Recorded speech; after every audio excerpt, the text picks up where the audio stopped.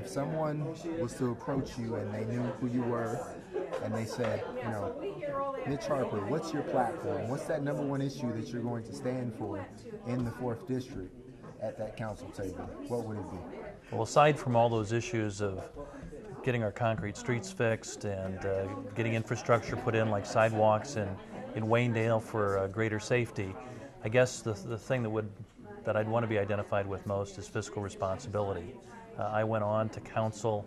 The mayor's first act as a mayor when I came on council 4 years ago was to ask for the tax levy to be increased, and I said, under Title 36 we can't do that.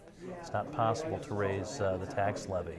And so I think during my entire 4 years I fought for frugality in government and to make sure we're giving everybody the financial facts. I introduced the ordinance and got it passed. It requires financial reports be put up every month of Fort Wayne's financial condition, and the public be able to see that, as well as City Council. But we're in a recession.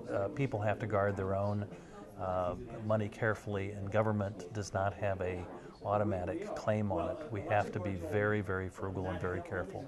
Okay.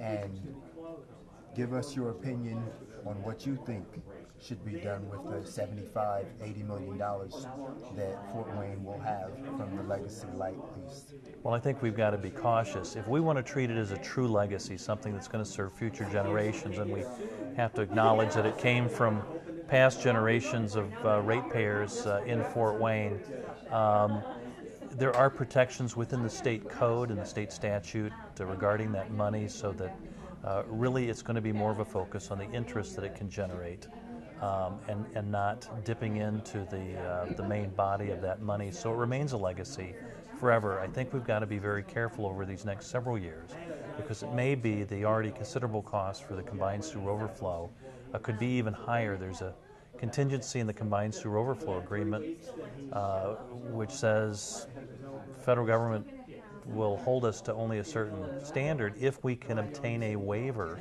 of more severe compliance.